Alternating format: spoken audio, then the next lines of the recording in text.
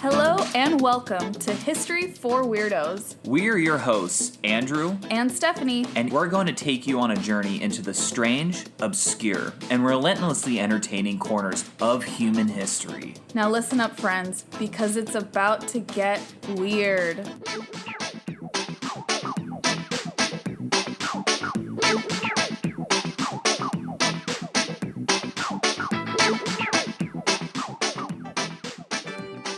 Weirdos, welcome back to another episode of History for Weirdos with your favorite history podcasters, Stephanie and yours truly, Andrew. Yay! We're definitely your favorite. We already know. We don't need to tell us. That's so true, right? Yeah. And we are so excited that we are recording today at Spotify Studios. Always a great time being here in lovely downtown LA, recording at Spotify. We're so grateful to have this space because, as you all know, we have some loud animals at home. I know. So not only is this beautiful, very professional, but it's so quiet. It's so quiet. It's like eerie being in here. Yeah, there's like no bird squawking in the background. No. That's a Perry. That's Perry. That's a Perry sound. Yeah. So we're, as always, excited to be here and really grateful to Travis, who takes care of us here. Yeah, Thank you, absolutely. Travis. Thank you, Travis. He's the homie. He's the homie for sure. Yeah, he's our weirdo here at Spotify. Yeah. Love him. And before we jump in, it's a crazy time in the world. It is. I wanted to talk specifically about Nepal, and I want to bring this up because we are currently like witnessing a live revolution. Yeah, which is history in action. It is history in action. And I have to say, like, I'm so proud of Gen Z. You know, to use their terms, I'm going to glaze them a little bit. Yeah, glaze them. I think Gen Z is doing such an amazing job kind of throwing off the yoke of oppression and corruption. And I think Nepal is such a prime example of that. And I just really am so enamored, fascinated, you know, really just proud of that generation. I think they are doing such a better job than, quite frankly, my generation, the millennials have, and especially even older generations. I think I've noticed that too, because we've talked about this before, my siblings are Gen Z. Mm-hmm. My sister's like at the youngest end because she's only 17. But just talking to them or talking to their friends or like relationships they've had, it seems like a generation that is much more informed. Yes. They question things. And they seem to be approaching the world as like, well, we don't have to do things this way just because we've always done it this way. Yes, exactly. Which is so refreshing and always needed. I think there's an uptick of neurodivergence within them. So I think that could also be part of a reason. Just trying to like lump myself in there. You're like, yeah, I'm part of it. I'm part of that group too. Yeah. I'm solidly a millennial. But I really wanted to give them a shout out. It truly amazing. And yeah, you guys are awesome. I was like, I felt like I was going to say something else, but I'm like, no, I guess that's it. Well, and when it comes to Nepal, we were talking about this the other morning. We're like, oh, we should mention this on the podcast, that it's really not talked about a ton right now in the U.S. So for our U.S. listeners, we do recommend trying to consume international media. Yes. Trying to consume journalism from various sources, independent journalists if possible. Yes, I agree. That was the other thing that I wanted to talk about. Specifically, we noticed when we looked at how the New York Times was covering the events in Nepal versus like Al Jazeera. It's very different. Very different. I do feel that, you know, other independent and international outlets will cover the events more objectively. Yeah, it's just get a different perspective. Yeah. That's always our recommendation. It's always definitely our recommendation. Well, okay. And Stephanie, you have a really interesting episode today, don't you? Yes, I do. Because weirdos, I know you, I see you, I understand you. We have an old Hollywood murder this week. We told our rep at Spotify, funny enough, not Travis, Adele, about this episode. And she's like, oh, I cannot wait till this drops. So shout out to Adele as well. She puts up with our very slow email response times. And just chaotic energy. We are, as you all may suspect, we are a bit of like fly by the seat of our pants kind of podcasters. Absolutely. We definitely are. We don't take ourselves too seriously. The only thing we take seriously is the research. Absolutely. That's kind of like where we have to focus, like our discipline is in the research and the writing of the episode. And then everything else is like, we'll see how it goes. Pretty much, yeah. I was telling Andrew that I had a call with a woman, another therapist, another social worker for her podcast, because I have a Substack called Good Girl Rehab. Check it out. It's awesome. Yeah, if you resonate with the title, please check it out. I'm always surprised at how many men are subscribers, and I love and appreciate you so much. But I was talking to this woman about Good Girl Rehab, and her podcast is really on like first gen finances. So we're chatting, blah, blah, blah. And she's like, okay, yes, I think this is a good conversation for the podcast, for her podcast. First Gen Madrina is what it's called. And she's like, so I have everything scheduled for like the next 6 months. So your interview, I'm going to interview you in like 6 months from now. And I was like, holy smokes, that could not be more different than how Andrew and I podcast. It's really funny too, because she's a much smaller audience than we do. Not to like compare or anything, but it's just like, wow, like you're so much more organized. You're so much more organized. And I also, a huge shout out to the weirdos. Like, thank you for putting up with us. Yeah. Thank you for putting up with us. We really appreciate you. Yeah. And as a thanks for putting up with us, here's an old Hollywood murder. Let's go. So we're going to go into April 1958. And we're going to talk about one of Hollywood's golden girls, Lana Turner. She was at the center of a shocking Beverly Hills killing. Her boyfriend, Johnny Stompanato, lay dead in her home from a single stab wound. Oh. And Lana Turner's 14-year-old daughter, Cheryl, was holding the knife. Oof. So we are going to explore the glamour, the mob ties, the media frenzy behind one of old Hollywood's most sensational scandals. Ooh, dun, dun, dun. I'm excited.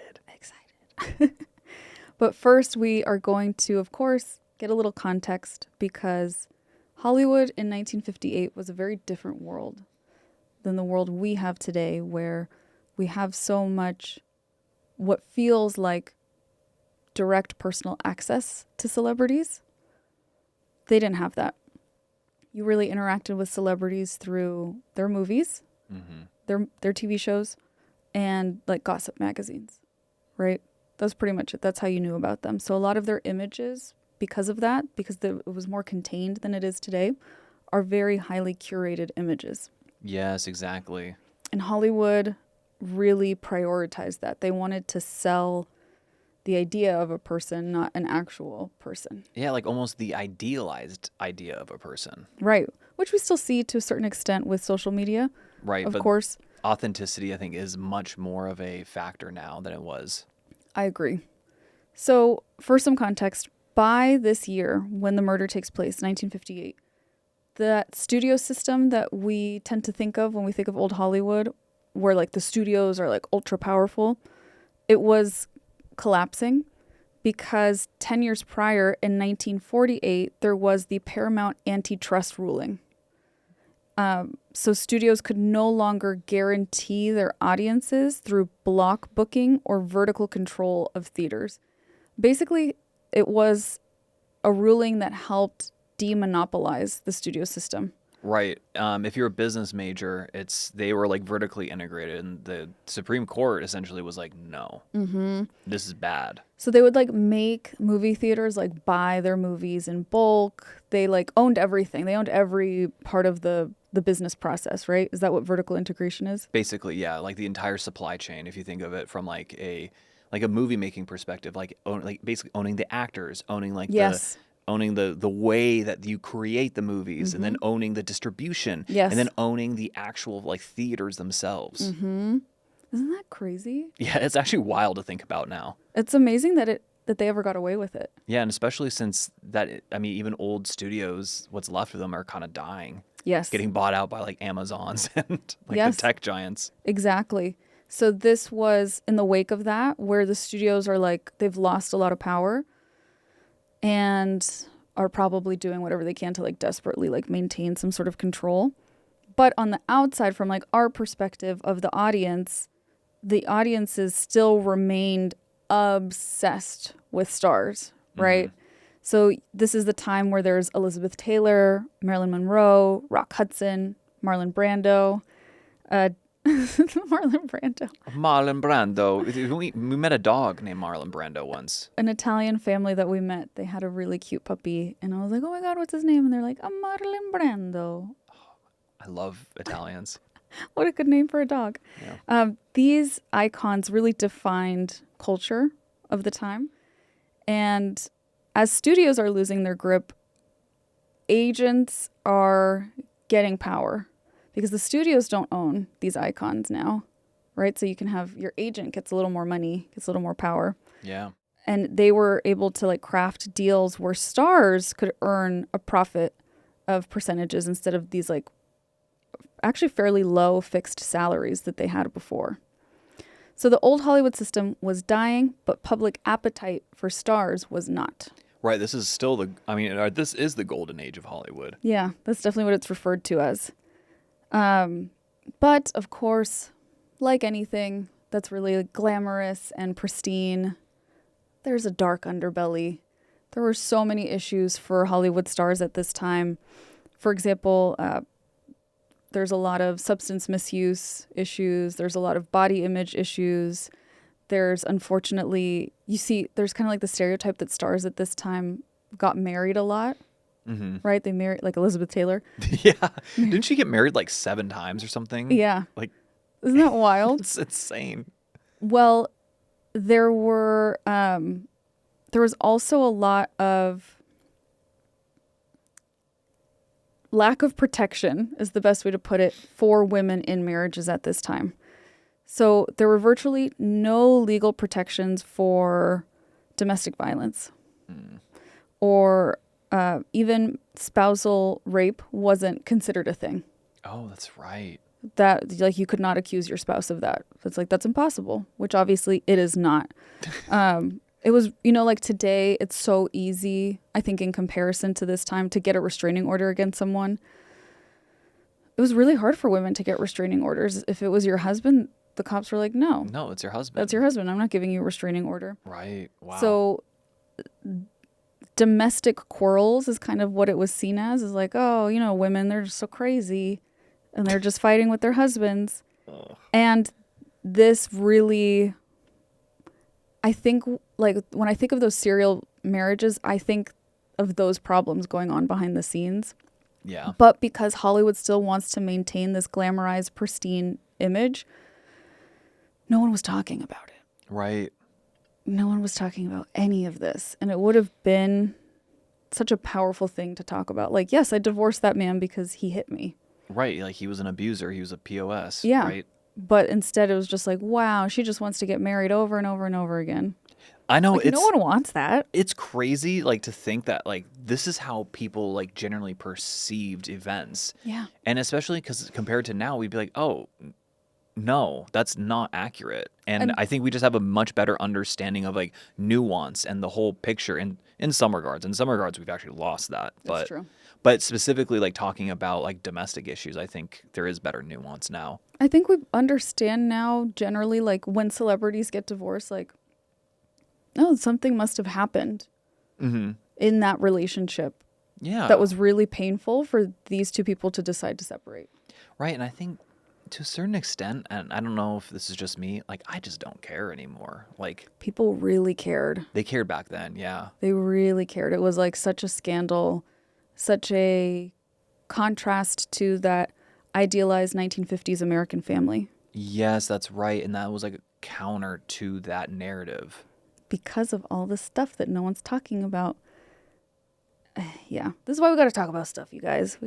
Says the therapist. It's big therapy. It's big therapy. Stop. I'm so sorry I had to say that. It just came to me immediately. Stephanie's trying to sell you something. It's my hidden agenda to get you all to go to therapy. To start like this podcast where we get invited to Spotify just so that to drive clients to your practice. Oh my God. What a long con. What a long con with like... And what a terrible execution, because I don't get therapy referrals from this podcast. Sam tracks my referral sources. Yeah. Sam is he helped us with the podcast for a while. He's an incredible like admin assistant. And he's like, hey, you should be tracking where these people are coming from. And I was like, that's a great idea. So far, none have been History for Weirdos. Thanks a lot, guys. Thanks a lot. I know. Actually, I'm really surprised. I thought at least one person would.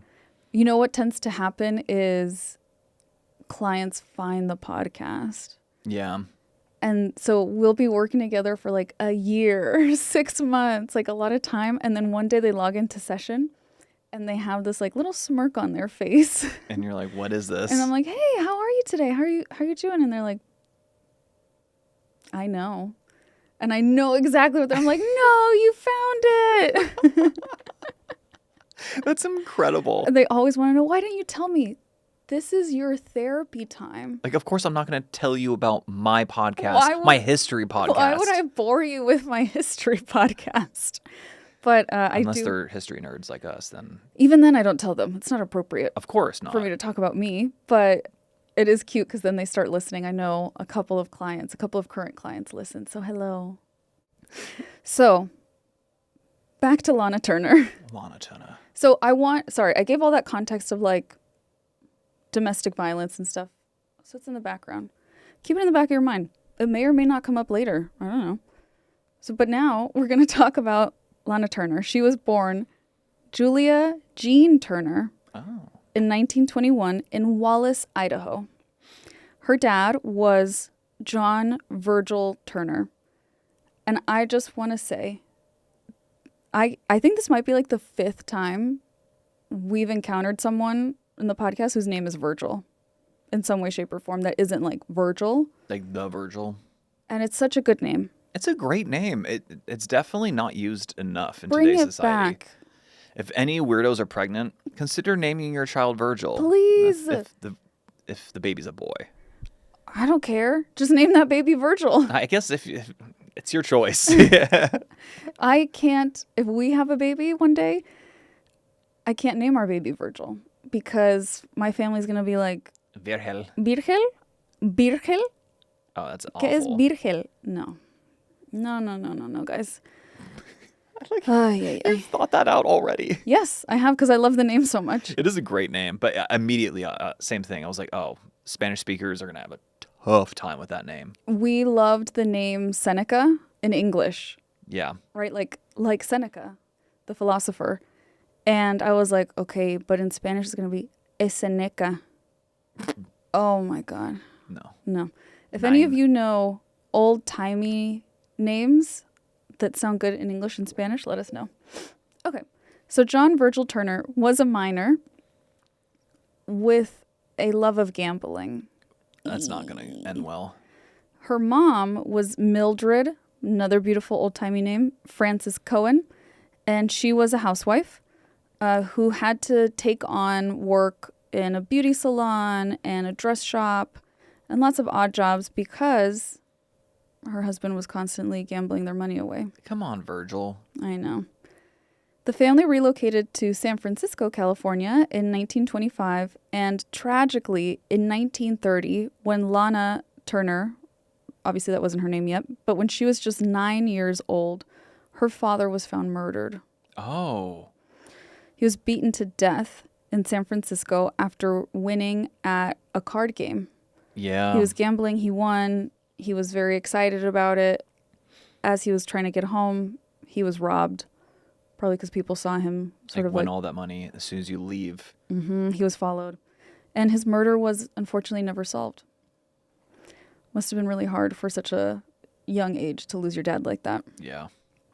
So after her husband's death, Lana Turner's mom moved them to Los Angeles in search of more stability.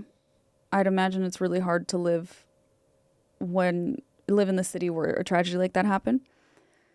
So she became the sole breadwinner, and she had to work really long hours to the point where At first, she was able to leave little Lana Turner with like the neighbors or acquaintances. But eventually she was just working so much to try to pay the bills. She would sometimes leave her in boarding schools, which isn't like, they're not like fancy boarding schools. Marilyn Monroe grew up in one as well. They're more kind of like boarding schools / orphanages.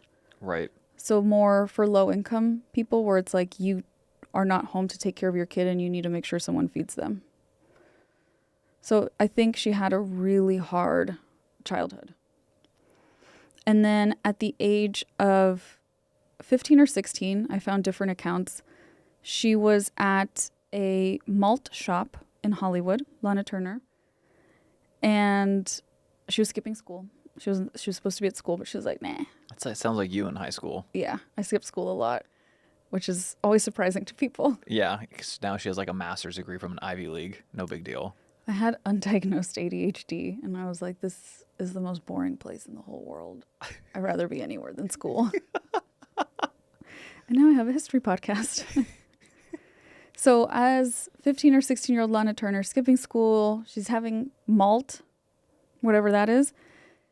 A talent scout, grown man, notices her immediately.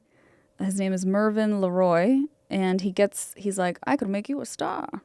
Literally, I bet he said those same exact words. He's like, hey, sweetheart, I could make you a star. And she's like, I'm 16. Okay.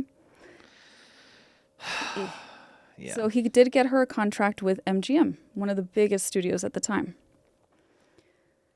And then her screen debut happens in 1937. Wow.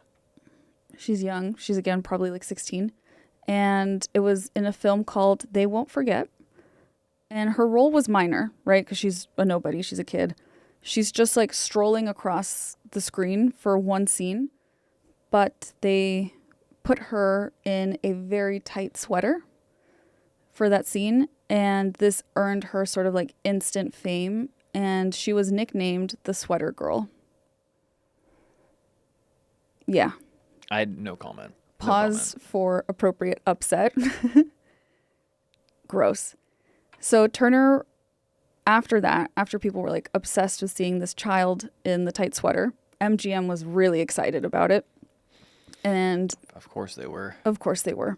So they specialized in creating glamour queens, as they were called. This is like Greta Garbo, Hedy Lamarr, who Andrew did an episode on, Ava Gardner. They were all MGM glamour queens. So they invested a lot of time and resources, like hairdressers, makeup artists, costume designers, dental work, medical interventions, like kind of like a speech therapist, like an acting coach / speech therapist, movement coaches, things like that, to create Lana Turner, this 16-year-old, into a glamour queen.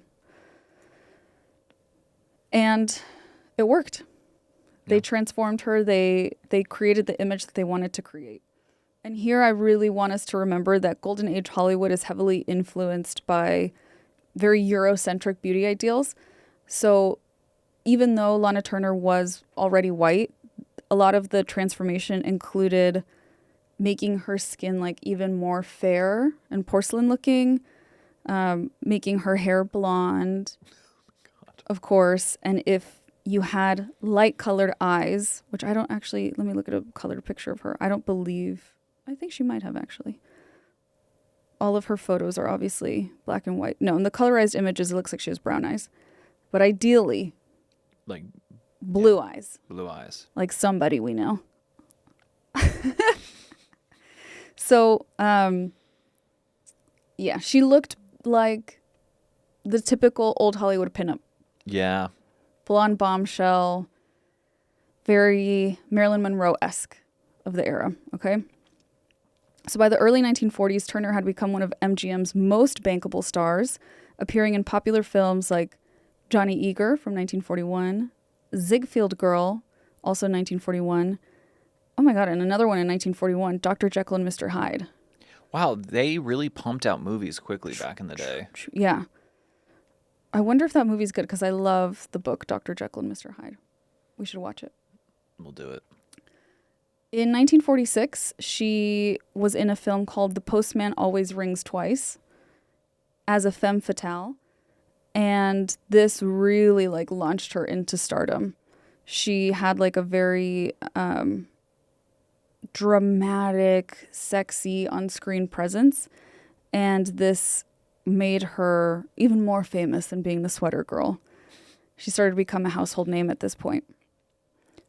So you would think this young girl who grew up basically with a single mom, murdered dad, living in those boarding schools is like the it girl. Yeah, she's like, what, 20 or something at this point? Yes. So young. You would think this is kind of like a Cinderella story, which I think is what Hollywood always wanted people to think. Of course. But her life behind the scenes was tumultuous, of course, because she's so young and no one is actually looking out for her. They're just looking to make a profit. Right. So she makes a lot of impulsive decisions, especially when it comes to romantic relationships. I mean, of course, like her dad died at such a young age. Like, yeah, you don't have a blueprint for what is it like to have a healthy... And even when he was alive, he was gambling away all their money. Right. So like, and also in that... within her position, every man like wants something from her. Every man wants something from her. Absolutely. That's a good point. So she had a lot of like on again, off again relationships. People started to get really invested in her off-screen drama through those like tabloid magazines. So by 1943, the U.S. is busy. It's pretty busy. There's World War II going on. And Hollywood was actually really central to the war effort in a lot of ways. Studios were producing very patriotic films. A lot of morale-boosting musicals come from this time. And that image of glamour was really important for keeping spirits up. That's when all of the old Hollywood starlets are doing those USO tours. Yes. Right? Or bond drives. Like, get bonds. Help the soldiers. And Lana, what? That voice, like the transatlantic accent that you have, it's amazing.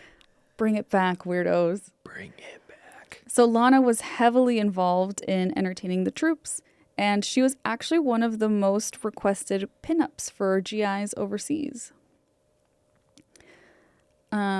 Some of the other like pinups, just to mention them, were Betty Grable, Veronica Lake. Do you know who they are? Yeah, I can't picture them in my head, but like I've heard the names. Also blonde bombshells. Yeah. Just like slightly different looks. And basically I think it's really interesting thinking of that pattern. And today we still really, in difficult times, which I think the world has been going through difficult times for a few years now, we are so prone to escapism. Oh my God, yes. Right? The GIs are escaping by like, oh, there's this like beautiful like bombshell here. I can feel good for a few moments. And we do that now with social media. We escape into other people's worlds, other people's lives. I think it's fascinating that we are not so different. Oh yeah, we're wholly the same. Just and like we have the same brains as like humans from 250,000 years ago, but now give us like smartphones and like the ability to just know things that are happening around the world within seconds. And I think because of that, because our instant access to knowledge, I fall into this. We tend to think like we are so much smarter than people of the past. We're not. I don't think so. No, we're definitely not. I think in a lot of ways we're dumber. I know I am. So around this time, Lana Turner married Stephen Crane, a handsome restaurateur. Oh, Stefan. And within 24 hours, the marriage was annulled. Shut up. Oh my God. I was literally thinking like, oh my God, it would be so funny if they got divorced within like a week. 24 hours. 24 hours. But it's because it was discovered that Mr. Crane hadn't finalized his previous divorce. That's not allowed. That's a big no-no. You can't be married to two people at the same time right now. Much to some people's chagrin. Yeah. But surprisingly, Lana remarries him. Interesting, like when the dust settles from his previous divorce. Once he finalizes the divorce, she marries him. Unsurprisingly, to the outsider who is not like a 20-something-year-old Hollywood star, they didn't have a very good marriage. Wow. Color me shocked. Mm-hmm. Later in her life, when asked about that, like, why would you remarry him when he lied to you about being divorced? She said that she was already pregnant when she found that out. No. So she really wanted legitimacy for her child. That's such a hard situation to be in. That sucks. Can you imagine? So this is 1943. So how old would she be? She's still really young. She's like 22. I think she's born in 1921, you said? Mm-hmm. So yeah, like 22. And to be 22 and you're in love with this guy and you're going to get married and you're pregnant, it's like, oops, he's already married. Oh, that must have hurt so much. As your dad would say, lovely. Exactly. So on July 25th, 1943, Lana gave birth to Cheryl Christina Crane in Los Angeles. Turner was just 22 years old, and despite the fame and glamour, she's young and unhappily married. So that marriage dissolves by 1944. So on the surface, she's at the height of her career, but beneath the surface, she's become a single mom at a really young age. MGM, of course, tried to downplay the struggles because they didn't like that she had a messy personal life. So they tried to hide as much of this from the media as possible. Which is so interesting because now we know that like any news is, or Is like any good press news. is good press. Yeah, that's so true. Like we just want to keep our names out there kind of thing. But it's icky, but... It's icky. And now we're going to take a little deviation from talking about Lana and her daughter Cheryl. We're going to talk about the murder victim. This is Johnny Stompanato. Stompanato. So Johnny Stompanato Jr. is born on October 10th, 1925 in Woodstock, Illinois. He was raised in an Italian-American family. His dad owned a barbershop. His mom was a seamstress. Tragically, his mom passes away when he's only 6 days old. Oh, wow. So they both grew up with pretty tragic losses as children. Stompanato later served as a private in the U.S. Marine Corps. He participated in the battles of Peleliu and Okinawa. Oh, yeah, that's rough. I would assume, without knowing literally anything else, that would lead to some post-traumatic stress. Yeah, that the Japanese theater war was awful. You looked like you were getting a flashback there. You know you weren't around, right? Yeah. No, it's just it's I'm not even gonna repeat it. It's really awful. Yeah. So that's when he's a young man. That's what while she's like doing the USO tours, he's being traumatized. Yeah. And after the war, he relocates to Los Angeles, and because he's a veteran and he's a strong young man, he gets a job as a bodyguard. Kind of makes sense. Yeah. Unfortunately, his employer is a notorious mob boss. Oh boy. Named Mickey Cohen. Oh, Mickey, yeah, he is a notorious. Yes, he's a big deal. Mickey Cohen would offer protection for individuals in Hollywood social circles. Yes, protection. Protection, which meant he was like, give me your money or we'll beat the crap out of you. Yeah. And so that's probably what Stumpanato's job was beating people up. Yeah, so he's basically low-key in the mob. Yes, he is in the mob. And when he wasn't in the mob, he was sometimes moonlighting as an escort. Oh my God. So he was like, I just want money. You gotta do what you gotta do. Yep. I guess. So Stompanato begins dating Turner in spring of 1957. Oh, okay. So he has worked his way up. He has more money, more influence, more power, I guess.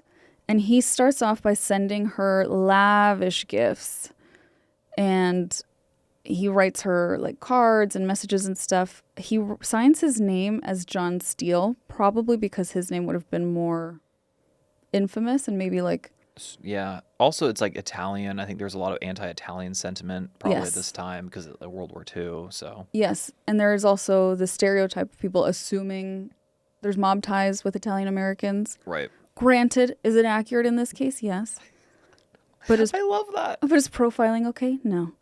So he basically kind of love bombs her, is what we would call it today. Before even really meeting her, he's just like, I have access to, I have Hollywood ties. She's a babe. I'm going to send her a bunch of presents and see what happens. See what happens. So at the time she's filming The Lady Takes a Flyer, which is a very famous MGM hit. And she admitted that she was, quote, thoroughly intrigued by his bold approach. Thoroughly intrigued. So they do start dating, and their relationship quickly becomes rocky and volatile.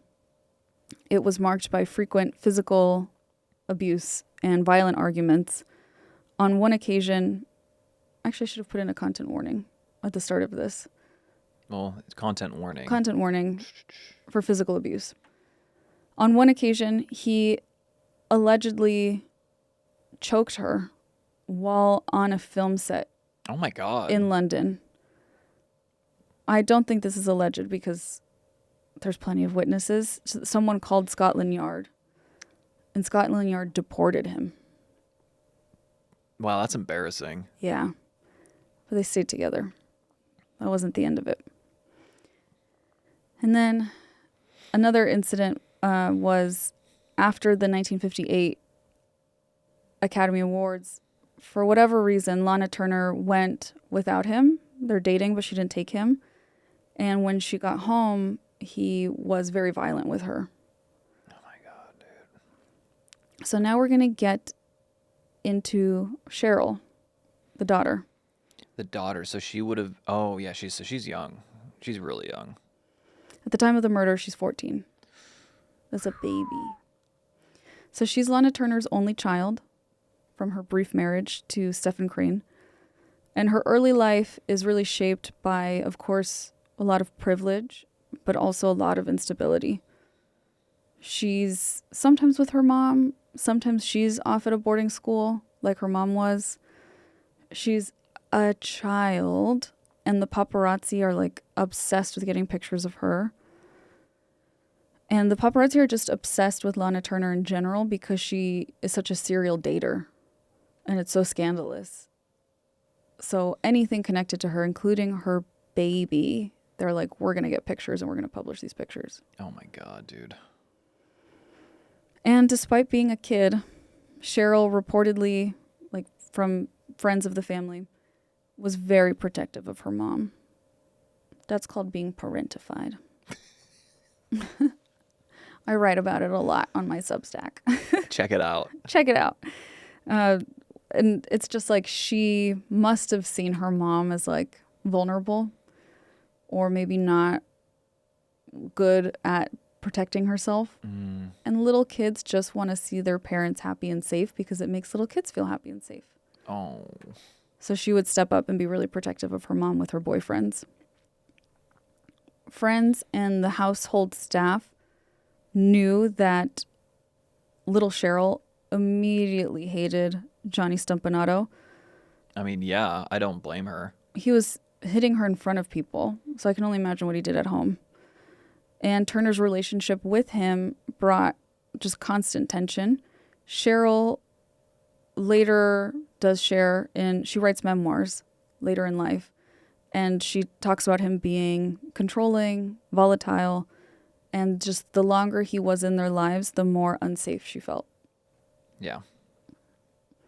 Because I think these are two extremely traumatized people who are like desperately trying to fix their lives through love and relationships, and they're attracted to each other like magnets, but they're also like repelling each other like magnets, you know? Oh, wow. So it's like it's both. It's like a superposition. Mm-hmm.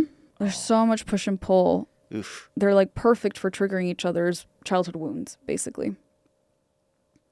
So we're going to go to April 4th. That's my Obboy's birthday. Yay. Yay. 1958. How old would Obboy be? 30. That's crazy. So on the night of... I'm so proud of the math you just did right there. She's old. Yeah, she's really old. On the night of April 4th, 1958, Lana Turner and Johnny Stompanato were at Turner's home on Bella Drive in Beverly Hills. At some point that evening, an argument breaks out in her bedroom. Neighbors did report hearing fighting from the house. Of course. Like, that's loud. Yeah. Because Beverly Hills houses are big. Yeah. So for your neighbors to hear... Must be loud. Must be loud. Cheryl Crane is 14 years old, and she's in her bedroom while she hears her mom and her mom's boyfriend fighting. She says she got really scared because it just kept getting louder and louder. And at some point, Cheryl decides to go downstairs.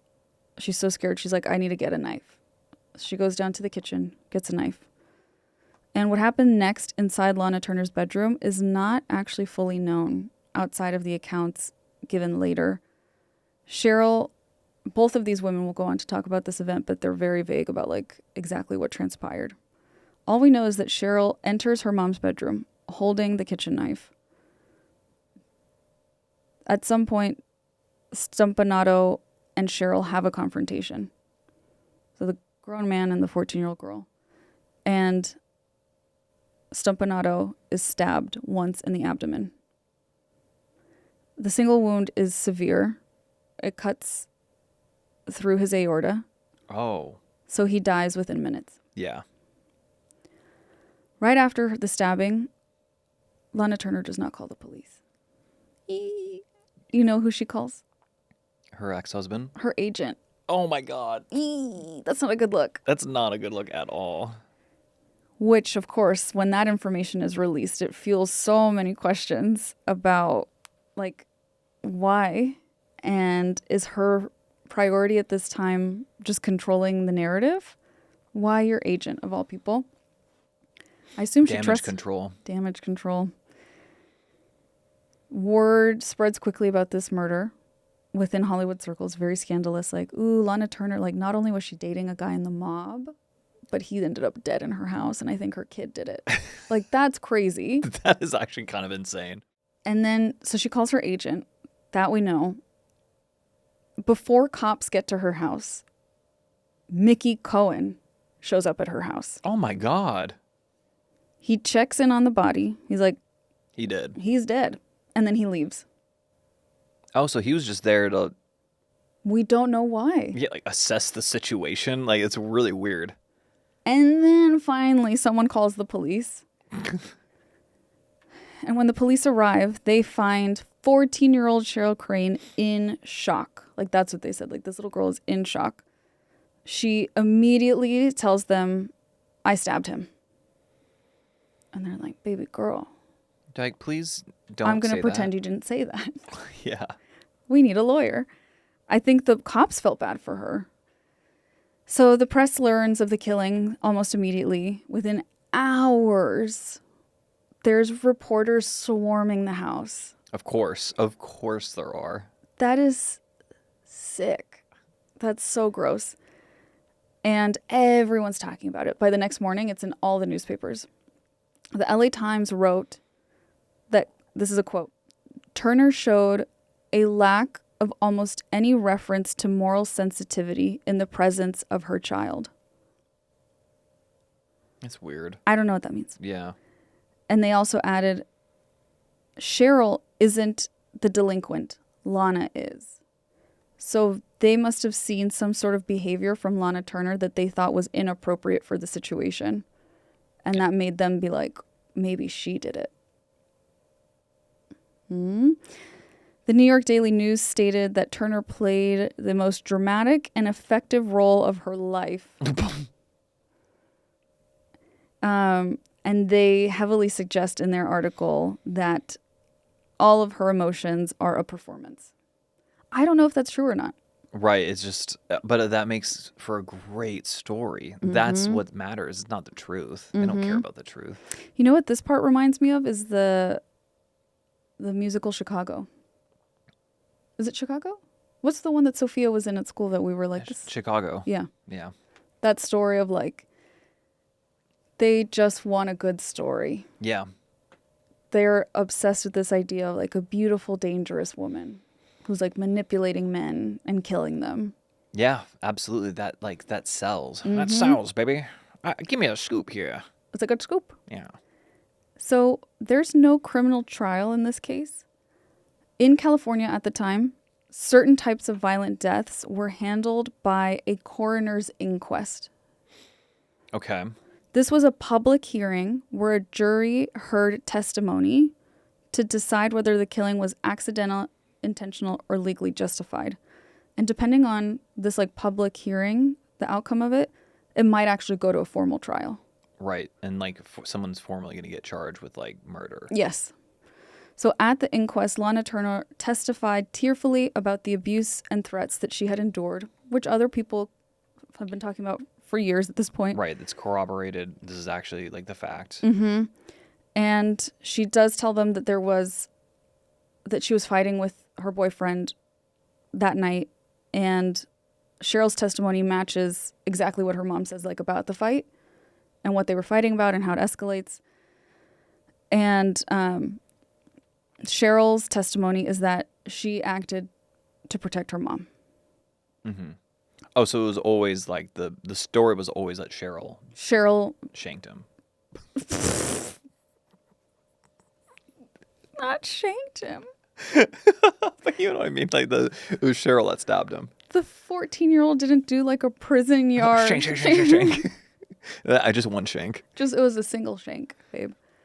One reporter wrote, "A hush fell over the crowd as the famous actress sat down, removed one white glove, and filled her lungs with a deep, steady sigh."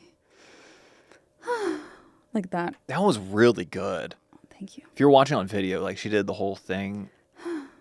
She testified that, Lana, that Cheryl, she's like, when Cheryl stabbed him, she, quote, swears it was so fast, I truthfully thought she had hit him in the stomach. The best I can remember, they came together and then they parted. I never saw a blade. Interesting. I feel like that's not made up. Yeah, that's actually could be accurate. Yeah. The LA Times also quoted the following testimony from Lana Turner. She said, "He grabbed me by the arms and started shaking me and cursing at me very badly, saying, and then ... saying, if he said jump, I would jump. And when it went beyond that, he would kill me and my daughter and my mother." Oh my gosh. Damn. This guy is not, it doesn't sound like he's a great dude. No. The jury returns immediately, saying this is a justifiable homicide. Oh, of course they were. They weren't going to send a 14-year-old girl, especially, I hate to say it, but 14-year-old girl that has that complexion. A 14-year-old white girl whose mom is a celebrity. Exactly. Yeah. She's fine. She's fine. She's fine. And even though the act was ruled justifiable, Cheryl is 14, and the standard procedure at the time required that any minor involved in a homicide, even if it was self-defense, be placed temporarily under supervision of the juvenile authorities. That's so weird. That's so weird. Why I bet because it's like super paternalistic, and instead of like getting a therapist, they're just like, yeah, some random like authority is gonna take care of it. So she basically goes to juvie for a little while, and then they don't release her to Lana Turner. They release her to her grandmother. Okay. So she is I guess Lana Turner's parental custody is taken away in this process. I mean, she hasn't shown the best judgment. Yeah, I could see that argument. And they're like, you put this child in a situation where she had to defend you. Yeah. And I have like sympathy for her based on her upbringing. But at the same time, like you always have to think of like, okay, well, what's best for the child? Right. Like for Lana Turner and Johnny Stompanato, like their childhoods are gone. There's nothing to do about that. Yeah. But for Cheryl, like we need to try to do something that's going to help her. Yeah. Like almost like save the children that are here. Mm-hmm. I agree. Even though this was the official verdict that Cheryl acted not in self-defense, but in defense of another, people were like, I don't know if that's true. So there's biographers that come out with theories that Lana herself delivered the stab wound and that she asks her daughter to confess to cover and protect her career. Oh, that's pretty crappy if that's true. There's no physical evidence to support the theory, but it remained like such a big narrative in Hollywood. I mean, let's think about this for a second. Like a 14-year-old girl in the late 50s, like taking initiative to grab a knife, go upstairs and confront the boyfriend who is the abuser of like her mom. It's not unheard of, right? Yeah. That's plausible. Is it probable? I don't know. I guess you'd have to really know the child's temperament. Right. And how much violence has she already been exposed to? That's a really good point. Because I've had family members where, like my cousins, where there was domestic violence in their home and they were little and they stepped in, not with a weapon, but there is like an instinct to protect even when you're a little kid. That's true. But I don't know. I do wonder, like, is a little kid going to think, like, let me go downstairs, let me get a knife? Yeah, because I'm assuming her bedroom was upstairs. Yes. Goes downstairs, grabs the knife, goes back upstairs, confronts Stompanato. Mm-hmm. I was like... You have to say it like Stompanato. Stompanato. Sorry. Oh, I'm so sorry to my Italian listeners. Oh, my God. We just lost them all. Yeah, I don't That's blame okay. you. Confronts him with the knife. And then, stab wound is You know wild. what I think? If she did end up stabbing him, I think what could have happened is like he walked up like towards her, and I think, and she was probably like, don't come closer. Yeah, don't. And then like she just kind of accidentally like jabs it into him, and I think they're both like shocked, like, whoa, did this just happen? And then he's dead. I think that's really probable.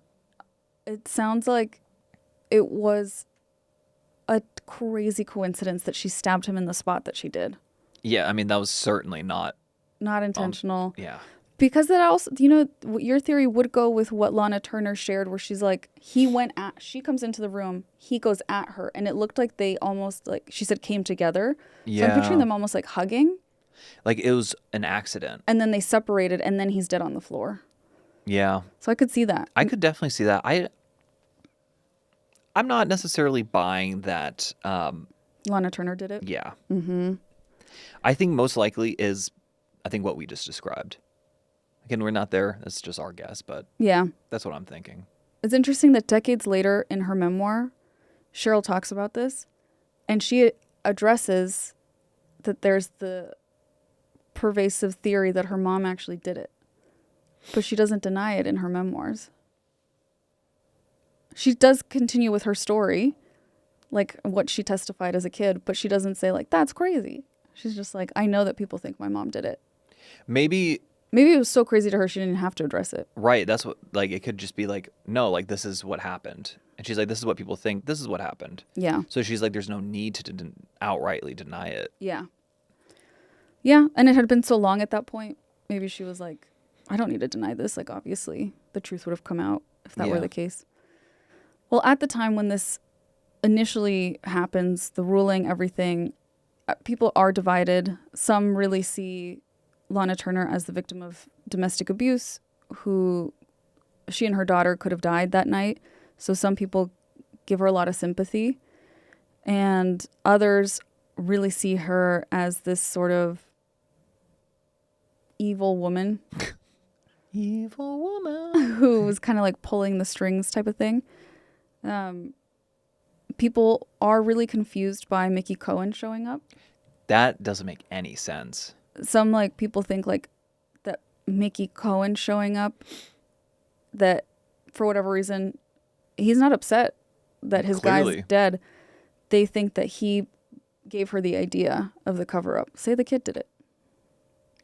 Oh, he kind of came in as like a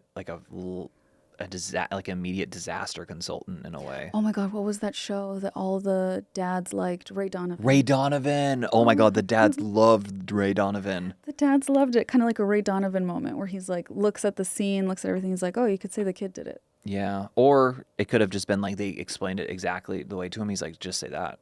Yeah. Because that's also like a good... That's true. He could have been like, tell the truth. Yeah. Like that, wow, that's crazy. And then he leaves. Yeah, he's like, wow, damn, dude, that's crazy. It's like, bye. It's interesting that he didn't ever do anything to her. I don't think it was, I mean, probably wasn't a big deal to him. Oh, that's so icky. I know. It's probably the truth, though. He's like, oh, that sucks. Like, it would have been more of, like, the cost of, like, quote unquote punishing her was way too high than She's the cost too of, like, public of a losing figure. him. Mm-hmm. And he's just like, yeah, it's just like a write-off. Or like, yeah, we probably saw that as like a collateral. Yeah. Or if your theory is correct, like if he saw like, oh, your kid did this, like, I'm not going to retaliate against a 14-year-old kid. That's Yeah, so like, sad. Yeah, exactly. Like, oh. 'Cause I know, like, some mobsters back in the day actually had, like, some, like, morals. Mm-hmm. Some limits. Yeah. Some lines that they're like, I'm not going to hurt a kid. Yeah, they're like, oh, well, that's clearly an accident, too. Also, who wouldn't empathize with a kid that was just scared for their mom? Yeah. Be like, oh. But he's like, I'm also not going to help you guys get out of this one. So bye. I mean, to be fair, I think him sticking around would make things a lot A worse. lot worse, yeah. So yeah, this is just all over the gossip columns. People are dissecting every little thing, every detail, every tear that she shed in the courtroom. Yeah. People are either saying like, wow, like, look, this is a big problem that like women are facing. Or, wow, this is a psychopath. Right. Isn't that interesting? That's really strange. So this scandal could have ended her career. Instead, it marked a turning point. Oh. She was like, I could make money off this. Gotta find a way to make money off this. She just kind of like ignores it. She's just like, I'm not gonna try to convince people either way. That's some good use of free will, I suppose. Yeah, and she in 1959 stars in Imitation of Life, which becomes the biggest hit of her career. That's probably the movie that she's most known for. And she's like, you know, for Hollywood, she's older at this point. She's like in her late 30s. Yes. And people are like, oh, wow. They think partly the movie did so well because the public's just so fascinated with her. And they just wanted to see her in a movie. We're so messed up. Yeah. Humans are messed up. So Lana kind of leans into it and is like, I'm going to be at the height of my career. I think she, to your comment earlier, I think she has the mindset of like, any press is good press. And just goes with it. And her daughter, though. Oh, that poor girl. Is infamous. Yeah. Living with her grandma. She's traumatized. And it doesn't seem like her mom really did anything about it. No, she's like, I gotta find a way to make money off this. Mm-hmm. Like, literally. So we're going to jump forward a lot. Okay. To what happens later on in life. So by the 1970s, Lana Turner largely has stepped back from acting, with an exception of her last feature film is in a film called Witch's Brew that comes out in 1980. She broke the silence on this case, on the scandal, in the early 80s on a TV interview which drew a lot of ratings. And she just kind of like repeats the same story. Yeah. Like she hadn't talked about it. She didn't do interviews on it when it initially happened. So from like 58 to the early 80s. Yeah, 1982. Yeah, wow. So that's the first time she talks about it. Almost 25 years. But she just repeats the same thing, which I think is a good sign. Yeah. As we can imagine, the mother-daughter relationship has been strained that whole time. Not surprising. What a painful, traumatic thing to go through. And it is the adult's responsibility, the parent's responsibility at that point to take the lead on repairing the relationship. But she didn't. And I get it. She didn't have the tools to. She was focused on herself. But how sad for her daughter. So her daughter, Cheryl, her grandma's like, I'm old. I'm not trying to. She must be really old by this point. I'm not trying to raise a kid. And she puts her in boarding school. And Cheryl runs away over and over again. She runs away, gets put back in a school, runs away, gets put back in a school. And by her own account, she said that at this time in her life, she felt pushed to the margins, that her mom prioritized glamour over her. Sounds like it. Which breaks my heart. So their bond has like periods of closeness, periods of separation, periods of closeness. And eventually, Cheryl stops talking to her mom. She's like, I can't do this anymore. Lana continues to like get married, get divorced, date, break up, stuff like that. And that's when Cheryl's like, I can't keep doing this with you. So she takes distance from her mom. While she's away from her mom, she builds a life really far from Hollywood type stuff. She becomes like a real estate broker. She works in Beverly Hills. She actually makes a lot of money doing this. She's really good at it. Yeah. She falls in love. She's openly gay at a time where... Oh, wow. Yeah. At a time where that was really taboo. Yeah. And she ends up with a life partner who was a model, Joyce Leroy. There you go, Cheryl. That's right, Cheryl. She's got money. She's got a model. And it's after she's built this life with her partner, who she stays with they're still together today. I was going to ask if they're still alive. Yeah. They're still together, and she has her business, everything. And that's when she decides, I'm going to write a memoir about this, about what I've been through, which I imagine was really therapeutic. And she writes about her complicated relationship with her mom. And then after that, she does reconcile to a degree with her mom, to the point where Cheryl was with her mother, Lana Turner, when she passed away. When did she pass away? In 1995. Okay. So Lana Turner dies on June 29th, 1995 in Century City at the age of 74. And after her mom's death, Cheryl and Joyce marry and continue to live like a private life together. This case, known as the Stompanato case, remains one of the most infamous Hollywood scandals. It's often mentioned in the same breath as things like, the Black Dahlia murder, which was 1947, or the death of George Reeves, 1959. Like, it's one of those like things that really like marred that glamour of Hollywood. Mm-hmm. And that is the story of Lana Turner, Johnny Stompanato, and Cheryl Crane. Wow. That was beautifully well done, babe. Thanks. Yeah, I mean, a sad story, but... It's so sad. I didn't know how to end it because I'm like, well, this was traumatizing. Yeah. A man died. Everyone gets traumatized, and then a man dies, and then it's more traumatizing. But I thought it was like as I was reading about it, I was like, this is worth telling. Yeah, absolutely. Peak History for Weirdos. Yeah, this is not the type of thing that people talk about because I think it's so sad and uncomfortable. So, of course, your girl, she's like, sad and uncomfortable. I want to talk about it. Let's go. Let's go. Yeah. So thank you for listening to that. Yeah, well, thank you again for telling that. I think that was, I mean, you recounted that beautifully. I really like the way you kind of weaved in the different storylines together and how you kind of brought it to a close at the end.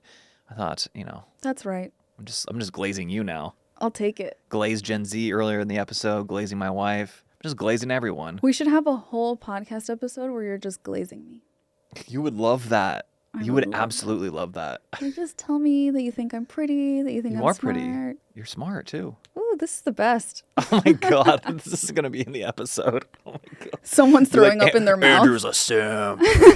Like, yeah, I am a simp. It's for my wife, okay? Yeah, that's okay. I feel like that's like the only exception that's okay. Or Perry. Oh, yeah. If you're a simp for your dog, that's also completely acceptable. Which we both are. Oh, my God. Perry... Yeah, rules our hearts and our lives. Yeah, like he's the boss of the house. Yes. The dog. He is the boss of the house. Yeah. Anyways, okay, I do have a question for you though. Absolutely. What would you have done if you were in Lana Turner's shoes, the mom? I think if it was Cheryl with like shitty 1958 forensics, yeah. Yeah, I definitely think the way they handled that was, I mean, it was kind of perfect. Like you think so? Yeah, I mean, neither of them went to jail.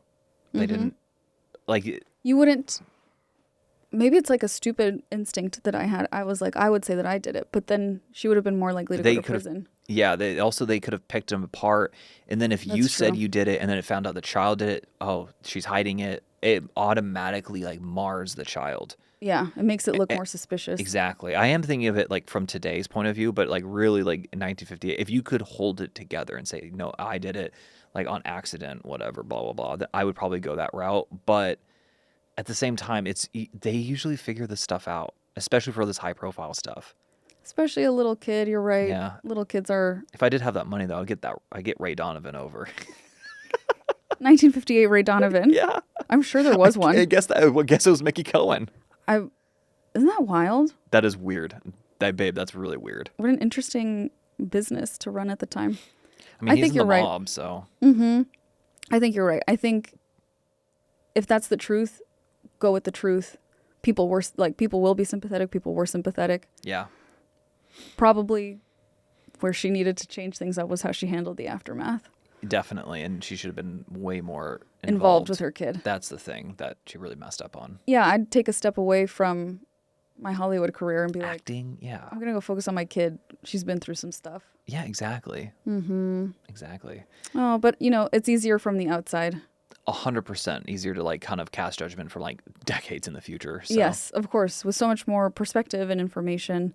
But it is overall just a really tragic story. It is. It's insanely tragic, but I mean, I guess life can sometimes be tragic, unfortunately. It's just how you like deal with it moving forward. Beautiful. Beautiful. And with that said, weirdos, that is the end of this week's episode. As always, you can find us on Instagram at History For Weirdos. If you feel so inclined to email us, you can find us at historyforweirdos@gmail.com. I noticed you recently posted something on our Instagram about hometown stories. So you noticed? I told you I was going to do that. Okay, I was just like going with the flow here.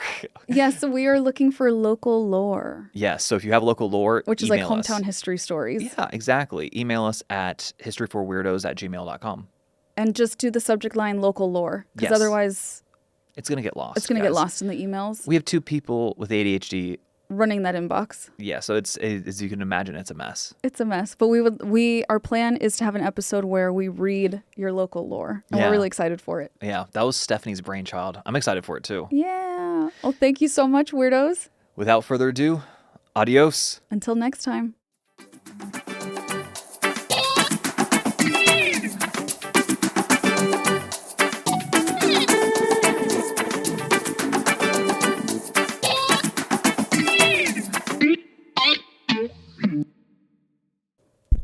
Oh shit! Fuck! Oh no! Damn it, Tatiana!